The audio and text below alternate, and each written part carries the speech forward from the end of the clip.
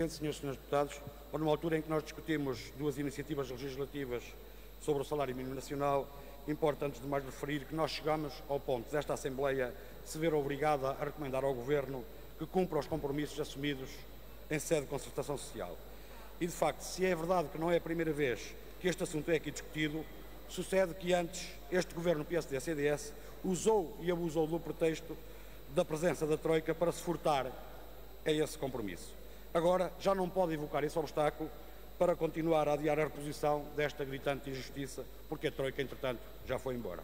E, portanto, nós vamos esperar que seja desta que a maioria aceite a reposição desta injustiça.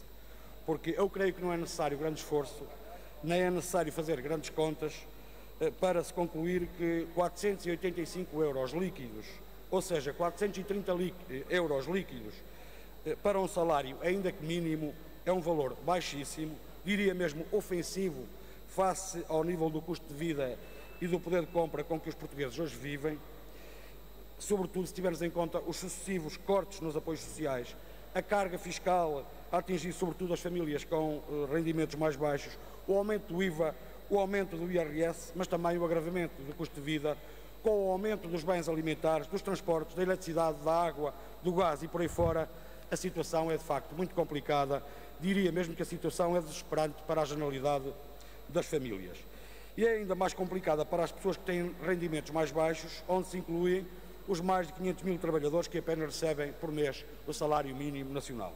Somos, infelizmente, um dos países da União Europeia com maior incidência de trabalhadores nesta situação, e o pior é que todos os indicadores apontam claramente no sentido do reforço desta tendência de cada vez mais trabalhadores receberem salários a rondar o salário mínimo nacional.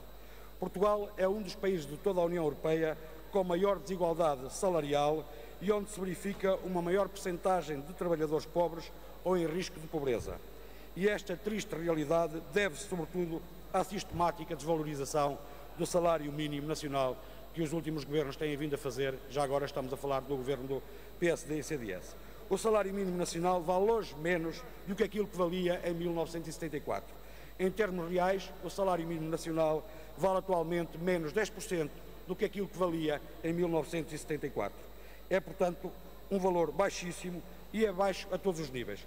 É baixo quando comparado com o salário mínimo dos restantes países da União Europeia, é baixo quando fazemos uma leitura das desigualdades sociais no nosso país e é baixo, a roçar até em sustentabilidade, quando olhamos para o custo de vida dos portugueses.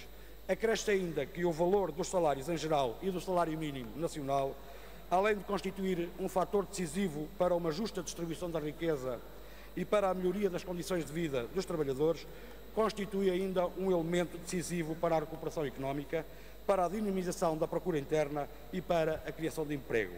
É, pois, de inteira justiça que o Governo cumpra os compromissos assumidos no âmbito da concertação social e que proceda no imediato ao aumento do salário mínimo nacional.